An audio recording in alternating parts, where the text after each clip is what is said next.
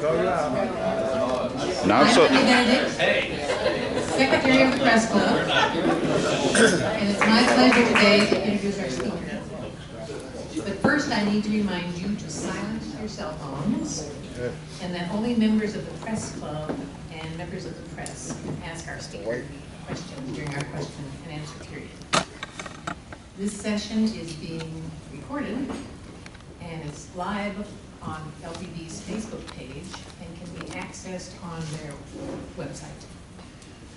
Our speaker today is State Representative Vincent Pierre, a Democrat from Lafayette, elected to represent District 44 in 2011. During his tenure, he has been committed to working toward economic improvement and prosperity in the community of Lafayette as a whole. In the 2014 legislative session, the North Louisiana Redevelopment Board was created, addressing blighted properties and the overall upkeep within District 44.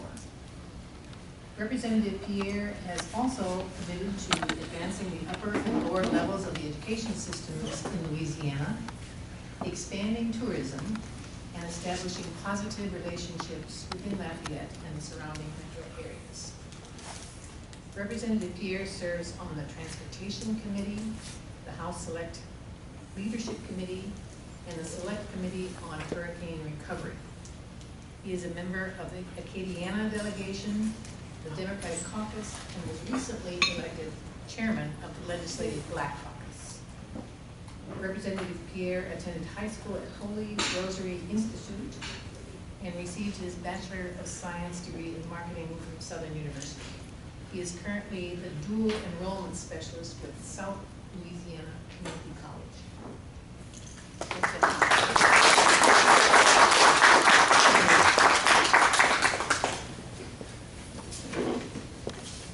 Thank you, and thank you for allowing me to come today to speak to you all. It's been a very busy session thus far, but we look forward to visiting with you all throughout this session. Thank you, and it's an honor of Black History Month. Let's start with some history of Black people serving in the Louisiana legislature. Following the Civil War, many African Americans were elected to the legislature, which led to one of them, Senator Pinckney Benton Stewart Pinchback, briefly rising to the governorship of Louisiana when the House of Representatives impeached Governor Henry Warmock in 1870. Governor Pinchback served for 43 days, and just last year, the Louisiana Legislative Black Caucus established the Pinchback Legacy Breakfast in his honor. After the federal government ended Reconstruction in 1877, there was a 90-year break before New Orleans resident elected Ernest Dutch Moriel to the House in 1967.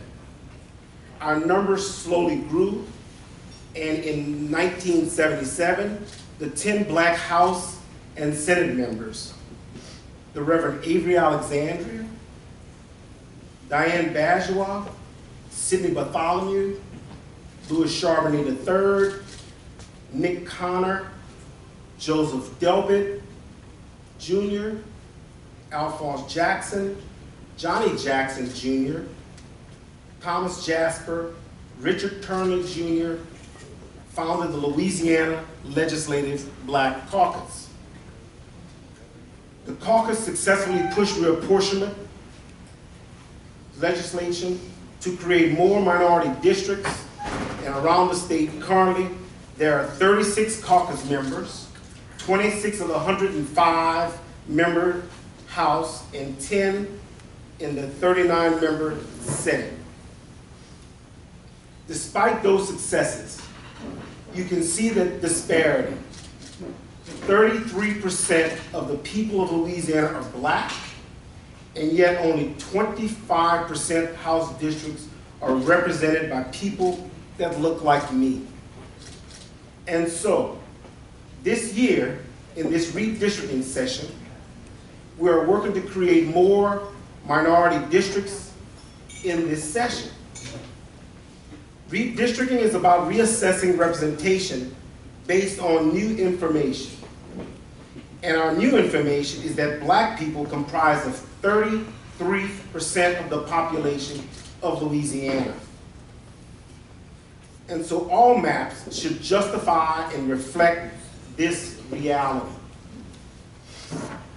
Not just congressional maps, but also Senate, House, the Supreme Court, and Bessie maps. While we go through this process over the next 14 days, we need to remember that redistricting is about creating opportunity for people of Louisiana to be represented by candidates of their choice. As a democracy dictates, the opportunity may not only translate into a slam dunk or a sure vote, but it doesn't have to. All that opportunity has to do, and all that is required to do under the Voting Rights Act, is exist and give people hope.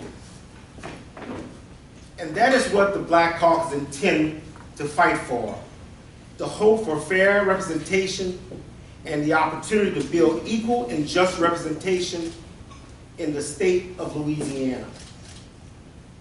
Our mission as a caucus is to elevate the quality of life for African Americans in Louisiana, and we plan to continue to meet that mission by focusing on the following goals: demanding a thorough investigation and accountability of the state police to ensure that what happened to Ronald Green and the pain endured by his family will not happen again.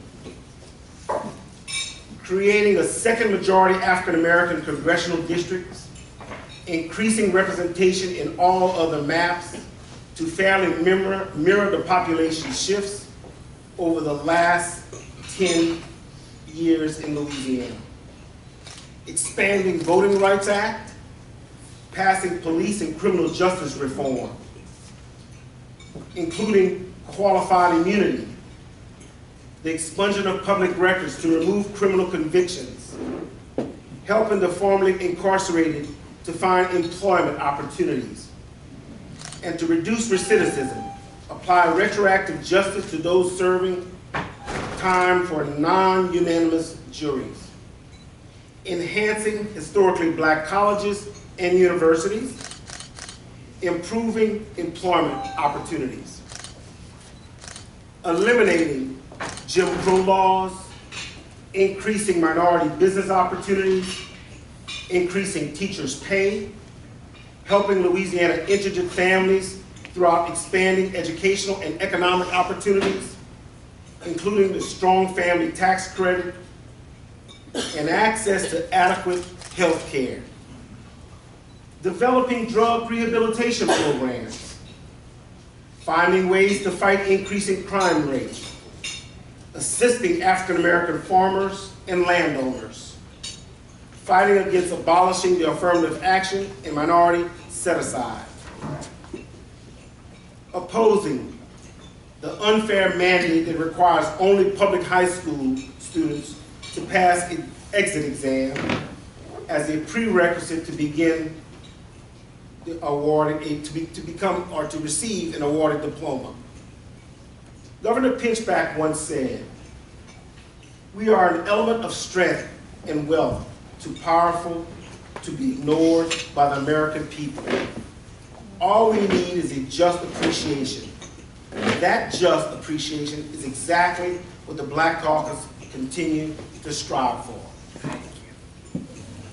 Thank you.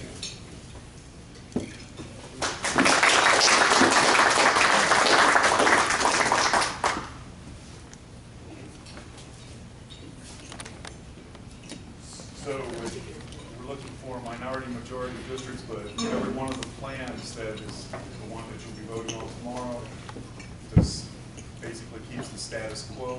The Senate plan has actually dropped a black majority district, and the House plans all look to be doing the same thing. What is the Black Caucus going to be doing about that? That is very unfortunate that after 10 years, with a 33% increase in the black population, that those districts are not drawn accordingly. Black Caucus will be working diligently to ensure that those districts, additional districts are placed. And it's our hope that our colleagues know and understand where we're trying to go. Sir? For those of us who are not at the Capitol every day, what would the process be? Say, would there be like an alternative map that would move as a substitute in the House or the Senate? So if you would explain a bit of the process going forward. There are additional bills that have been proposed. Two bills that's going to be proposed today in the House that includes additional minority districts. It is our hope that those bills will move out of the process. The Speaker also has a bill that's also part of that agenda. And there are three bills that's on the House side. We know that only one moved out of the Senate last week, and three will be proposed today on the House side. Sir, have you spoken with NAACP or other advocacy groups about litigation? There are several advocacy groups that have sent some proposals and presented to us, but no information on litigation at this time. I've spoken to several members of the Black Caucus who have suggested that there could be room for compromise of accepting some of these maps with the status quo, keeping one minority-majority district, in exchange for an enormous amount of support for a Democrat bill in the regular session. Is that something that the caucus is considering? Is that something you could get behind? That is not something that I'm aware of that has transpired. I have no clue that no one has discussed that with me. You mentioned Ronald Green a moment ago. It's now been leaked out through the Associated Press, the contents, at least some of the contents of the meeting that the Legislative Black Caucus had last week with Governor Edwards, to include saying that he was shouted down, that there were profanities uttered toward him. Can you go into what you feel the relationship now is between the Legislative Black Caucus and Governor Edwards, and do you in any way condone those reports that were in that Associated Press article, particularly the use of profanity toward any sitting governor? The relationship is great with the governor. We're very comfortable in the decisions that the governor has made based on a routine text that he received. We're real comfortable with that. We do know that there are further investigation that is going to occur. We're confident that once the investigation is complete, then justice will be served for the Green family. Okay. What would an ideal redistricting map look like for the Black Caucus? It's got to be a balanced approach to ensure that it covers the 33% that I mentioned earlier, that ensures that within the population areas, the highly population areas, there is representation. That I would say would be an ideal approach that we can get behind, and that's what we're hoping that transpires. What are you seeing now in the legislature? What are the maps looking like right now? There are several maps that was just dropped on Friday. I only had privy to my district. We have looked at several of the maps. Some of them is status quo. Some of them is to improve more district in some areas, but there still have not been any collaboration on where we're going to be on these maps. When some of these status quo maps were proposed, a lot of the reasons given were things such as to keep together quote unquote communities of interest. But are these maps in fact about keeping together communities of interest, or is it simply racism? Well, I can tell you that if the population is increased, then there needs to be more representation. And I think that because of the increase in population, my colleagues should understand that there needs to be more people representing them. It's not about who you are or what you are. It's about representation for where you are and the amount of people that we have. I'm going to follow back up on your commentary about the governor receiving a routine text. He also revealed in that news conference last week that he didn't learn anything different about the nature of the Ronald Green matter until, now the text was sent in May the 10th of 2019, and he contends he did not learn anything different until approximately September the 10th of 2020, which would be a span of 16 months. And he said he learned of a different version by having read it from a post that quite likely was Sound Off Louisiana. So do you accept him at his word that he did not learn anything different during those 16 months about the Ronald Green matter? I accepted what he said, and I think the governor has done everything he possibly can to ensure that justice is served for that Green family. I think that further investigation will show that. You've seen it in the federal investigation that all of what was said was unfounded from the governor. So I'm confident that what the governor has presented to us is exactly what transpired in those emails. Thank you, sir. I don't know how I'm gonna phrase this, but I've been in 75 years old and I follow politics all the time. And when they started this majority black districts and districts, and when they gerrymandered and they come up with these, I have a lot of friends of mine in the black community said they lost power. Because when you have a majority of white districts, they used to, you know, have a good portion of the black constituents. And then sometimes they got forgotten. What are your views on that? Well, you know, the population shifts, and it's been 10 years since we've had some redistricting, and there should be representation in the black community by the representatives. And I believe that it should happen. Look at what the count, the census count shows it. So that's pretty much what I think will happen and needs to happen. Where would you like to see another one of these districts added? Well, there's a lot of different people that are concerned. New Orleans is concerned about a district there. There's several other areas that would like to see districts. I'm not, privy to where exactly we want to place those, or those districts will be placed. And it's all depending upon what the census states.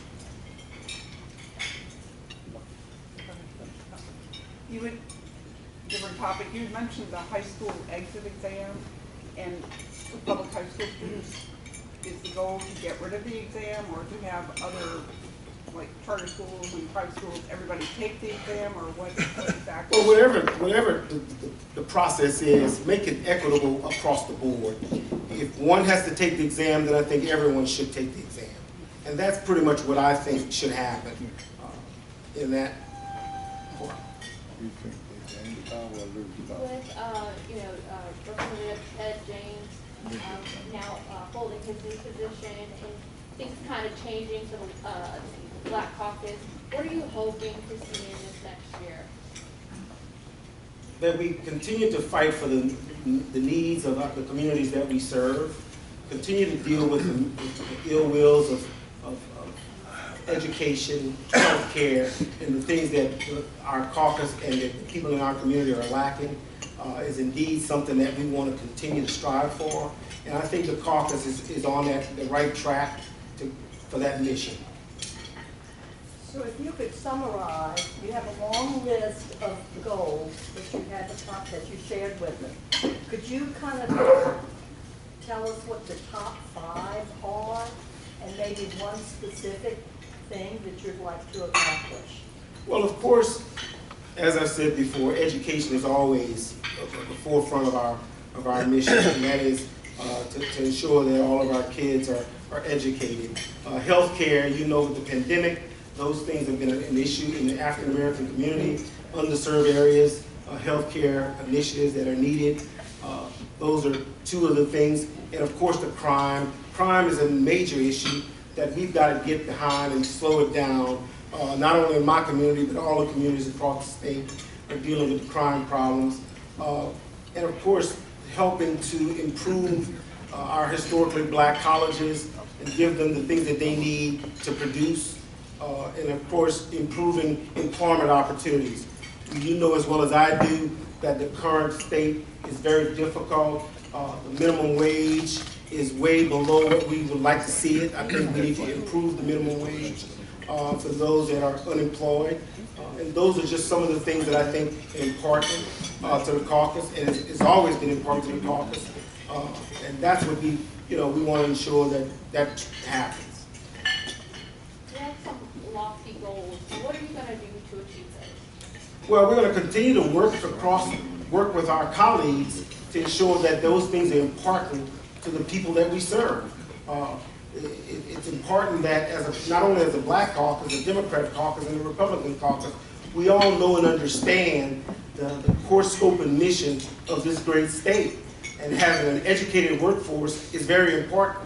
So hopefully we can all come together to ensure that our workforce is educated and able to deal with the many things that's going to come before us in the coming years.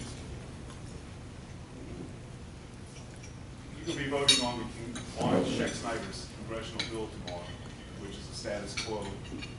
They need 53 votes. What do you do to stop 53 votes? Because it looks like they have it with the Republicans standing still.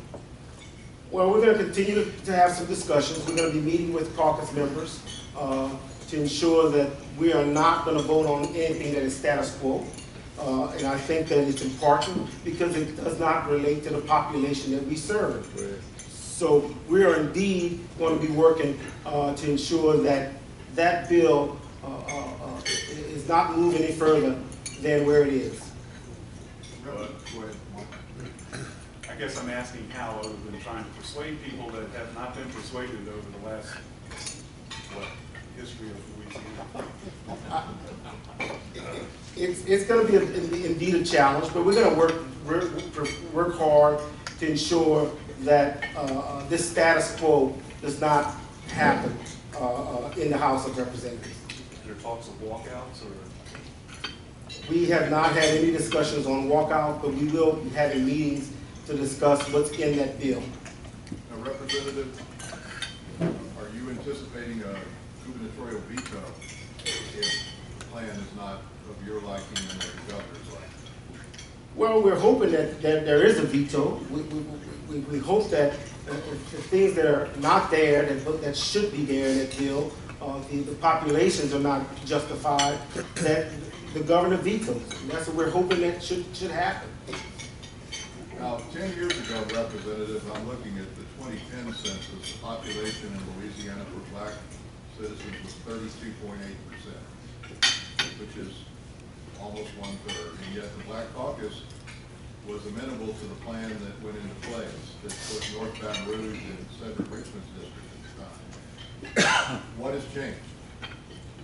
Well, I'm not exactly sure, but I'll tell you, it's a whole new group of people that are there, a whole new understanding that there are needs in our communities, and we need to make sure that we are represented in our districts. And it is my hope that everyone that is in the caucus see and understands the importance of that.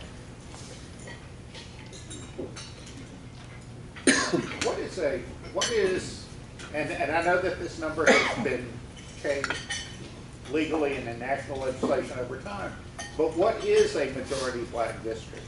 Is it 52%? Is it 55%? Or is it 65%? And isn't that an obstacle to coming to an agreement on an expansion of that number? Well, those percentages, it varies. It depends on where we're located. I can't give you an exact answer on the numbers on that particular situation. But incumbents tend to favor larger numbers. Is that true? I didn't quite hear you. Incumbents tend to favor larger numbers. Is that not true? I've seen in the past that there have been some incumbents, but not all. Some understand that 55 is justifiable. Some 53, 52. But it depends on the individual, and I'm not exactly sure what these incumbents will want.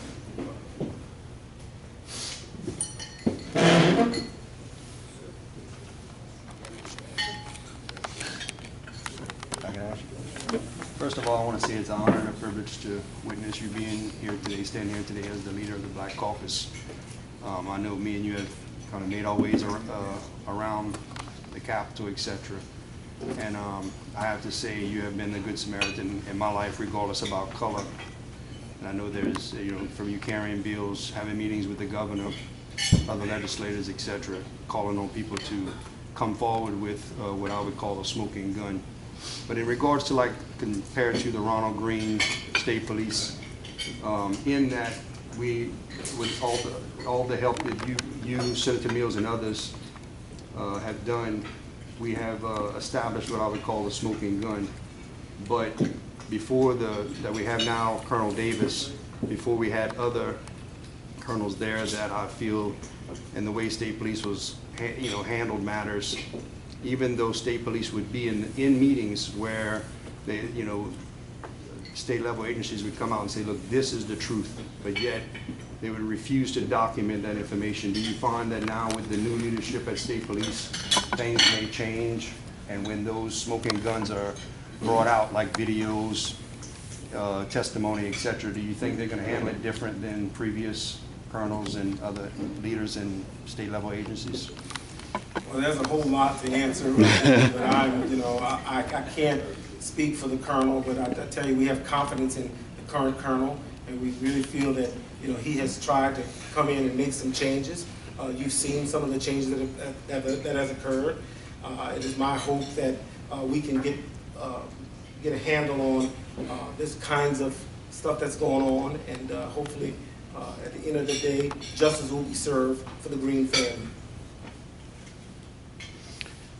I'm just going to broach this. Obviously, there is some sentiment out there to embark upon the I process being impeachment.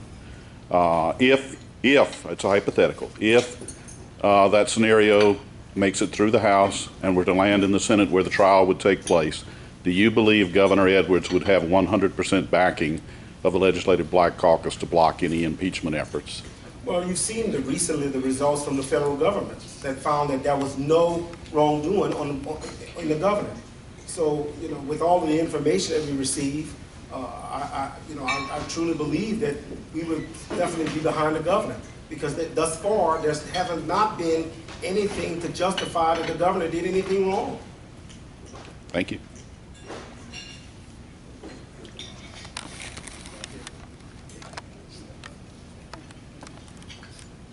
As the new chair of the Legislative Black Caucus, to me that means you look out for black people. A heck of a lot of black people live in the very shadows of the huge and numerous oil and gas and petrochemical facilities in Cancer Rapids.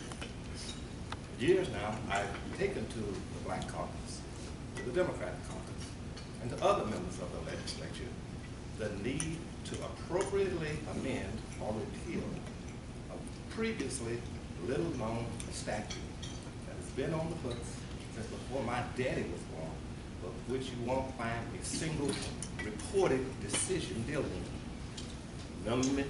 Many members of the legislature didn't know it existed. Many district attorneys didn't know it existed. Will you promise me, sir, that you will look into Louisiana Revised Statute 3051, and if appropriate, do your best to see that that statute is appropriately amended or repealed? I've given you information on it too. Of course, some of your predecessors say they never got the information. Thank you, sir. If you provide the information to me, I will definitely look into it. Thank you, sir.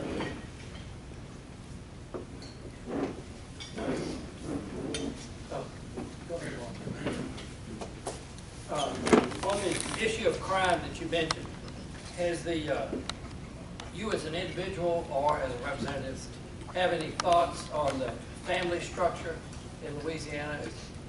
What you could do legislatively or as an individual to assist with that problem? I'm a father of 3 boys, 3 of my sons attend college, and I work diligently to ensure that they're doing the right things. And we try to model, hopefully, what I do with all families, but it's difficult because families do have challenges. And it's my hope that through the caucus, we can help deal with some of the challenges that they have. There are kids today that don't even have a place to eat.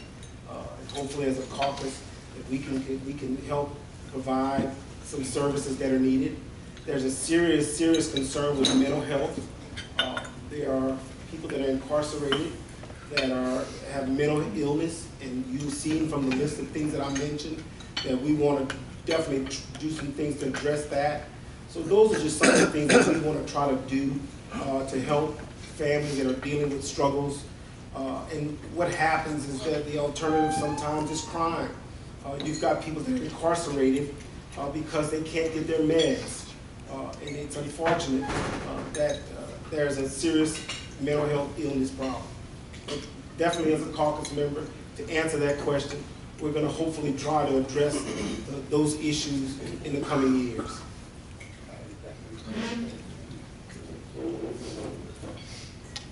With the politics locally, state, and national, friction seems to be growing exponentially.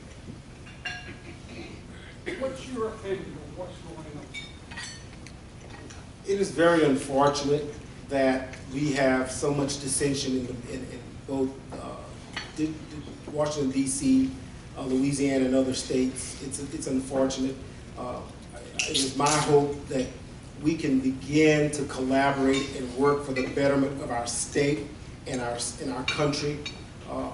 I am definitely on board to doing just that, but you see that there's a lot of dissension. And as I said before, in order for us to do that, we've all got to understand the needs and concerns of that individual. And right now we're dealing with redistricting. It is very important that everyone understands that there is a population growth in our state, and it needs to have justified representation. That is simple and very easy for all of us to understand. And hopefully that our colleagues and everyone can get a hold of it and work with us to make that happen.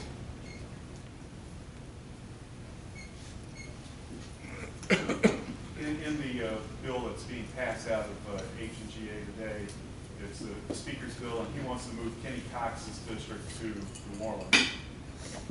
Is there any other districts in North Louisiana, many of those that need to have additional people that want to get like a Daniel County's district, New Orleans instead of a majority black district? I haven't seen the bill. Remember, the bill was dropped on Friday. We haven't seen all what he's trying to do, but there is some concerns that we indeed have to address, and hopefully we can address those things in the next couple of days. Including whether or not Kenny Cox's district stays in North Louisiana? That is exactly correct.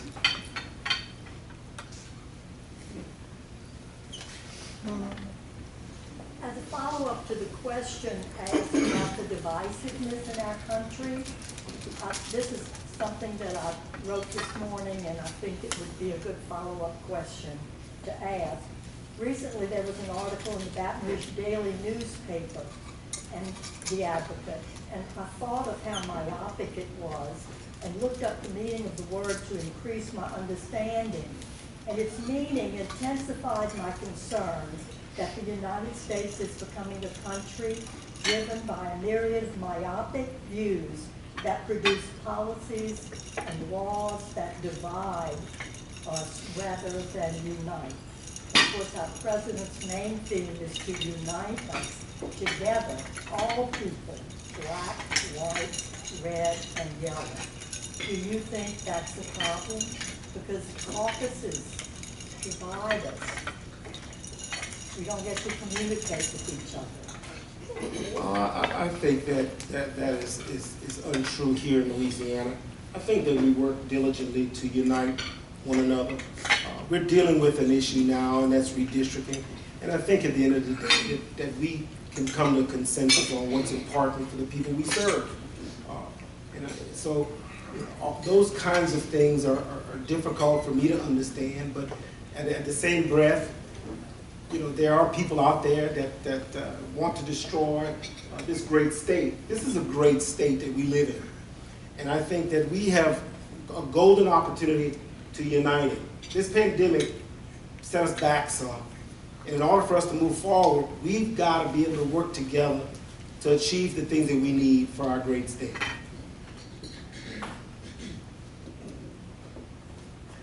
Are there any more questions for the representative? If not, thank you very much. Thank you.